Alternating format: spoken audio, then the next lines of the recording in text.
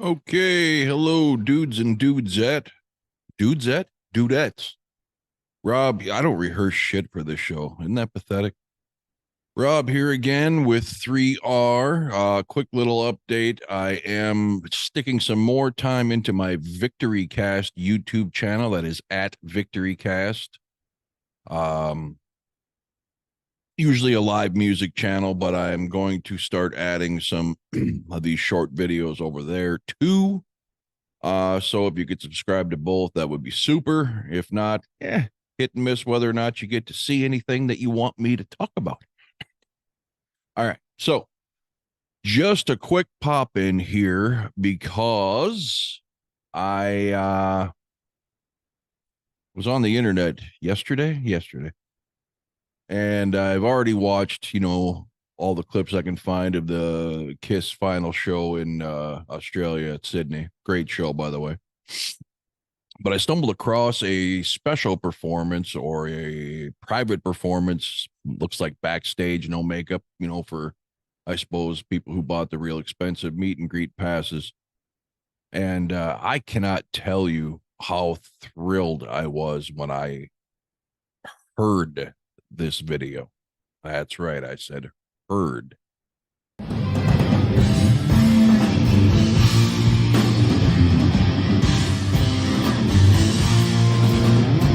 All the speculation out there about Paul doing, well, first of all, they say lip syncing, which is a big load of shit. They obviously don't know what the fuck lip syncing is.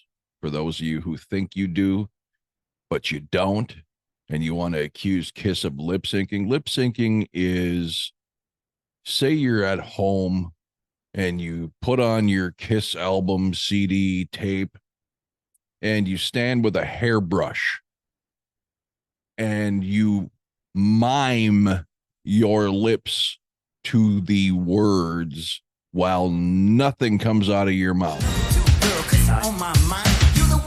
Understand? Lip sync. You're syncing your lips to a pre-recorded track and singing nothing. It's not what they're doing. God, I'd like to just pound on people, wouldn't you? So the backtrack crap, which they have done, many bands do it, and I would urge certain bands to do it, like Motley Crue, who I also just heard a clip from, and holy cow, does Vince Neil sound terrible. I mean, terrible even by his standard.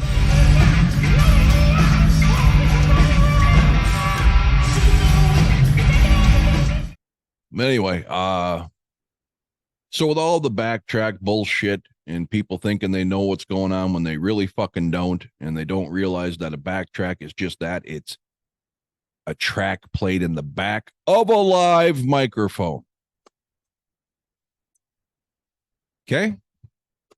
Anyway, sad as it may be, they've had to resort to this. I don't dispute that. However, when you're playing what looks like in a backstage room somewhere at a hall with a bare bones drum kit and guitars and a couple of amps, I really don't think they have their click track and backtrack system set up in that scenario.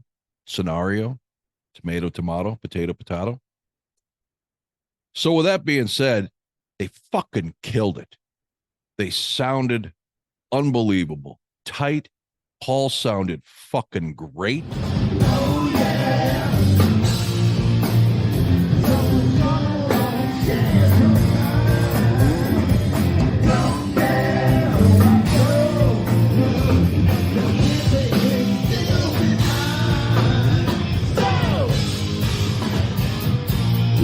Did he sound like he did? They did Got to Choose, the one that I heard.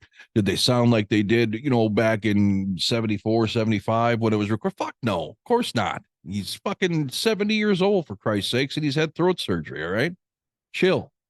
But he sounds better on this than I've heard any live performances in 10 years with a full fucking stage.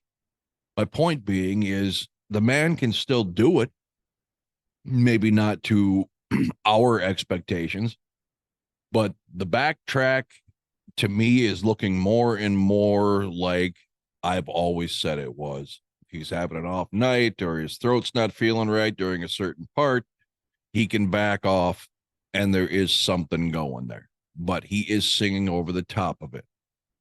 Okay. Let's just get that clear, because if he wasn't, and if he was lip syncing because he couldn't sing, this would have sounded terrible, but it didn't. This was phenomenal. I mean, I was so happy and just giddy to hear him and the band sound so tight where they could put all this bullshit to rest that they have to lip sync because they can't do it anymore. They certainly can, just not up to the standard of young men or even middle-aged men for that matter. So I will put a link in the description for the video I saw. Let me give a shout out here to that channel. It was a YouTube channel called Charlie Mavros, CHARLIE space MAVROS. So I appreciate you, Charlie. That was he must have been obviously there. Lucky dude. But thanks for putting that up and helping dispel some of this bullshit. And even though that probably wasn't your intention, but it certainly worked for me, who had doubts but didn't care. You know, I'm in the camp of 70 years old. You've been doing this for 50 fucking years. Whatever you got to do, just give me the Kiss show, you know? But I don't have to doubt it anymore. Are they doing it, you know, the backtrack and the click track and all? I'm sure they are. I mean, first of all, the click track is for their stage show, you know, uh, pyros, light timing, cues. That's what that's for. The backtrack, like I said, if they're struggling, they're struggling. You know, give them some break. It's not like they're fucking 5 years in here. So anyway, nice to see that they still sound solid when they want to. Just a raw band without an effects board and a soundboard and all that other bullshit, just plugging in and going. It was really, really cool. They sounded good. Great to hear a great tune that I think should have been a mainstay in their set for decades. But yeah, so other than that, this main channel, Gen X Jukebox, will still deal with music. However, just so you know, we're going to start adventing, growing up Gen X, just talking about things that pertain to our childhood and young adulthood, whether it's movies, music, fashion, typical shit. And we'll still throw music in there. It's just kind of limited to just keep yourself to just music. Nowadays, when we are not into today's modern music for the most part, there's so few of us left out there, guys, gals, that we just can't draw a big audience. People just don't care. Like, to face it, Gen Xers, we're like the 1%ers now when it comes to our golden age of our favorite music. I'm sure some of you have moved on and gotten into the newer stuff, but those of us that just can't do it, just doesn't, it's not the same. There's only so many people we can reach. So we're going to kind of expand it out a little bit, which is why on my live channel, since the live shows around my neck of the woods are scarce right now, I do have a chance in November. I'm still waiting to see what the weather's going to be looking like. It's a couple weeks into November. Go 100 miles up to Minot, North Dakota to see Faster Pussycat, which would be cool. I've seen them twice already in the past, including in their heyday. So we'll see. We'll see. But I just want to give that channel some love too, because I feel bad that I really don't post on there unless I go to a concert. So check out both channels. I was gonna initially just kind of sink the ship on 3R and leave it Gen X, but I can't do that. I know I got too many of you guys that like Kiss Talk and real raw rants on shit. So I'm gonna try balancing 3 podcasts here. I don't have a life. I'm fucking 50, fat, old. I'm bored. Anyway, so with that being said, I just wanted to give you, like I said, this quick video. This just check that dude out. His channel. Check out that Got to Choose raw garage band performance. Let me know what you think in the comments. And until next time, as always, thanks for watching.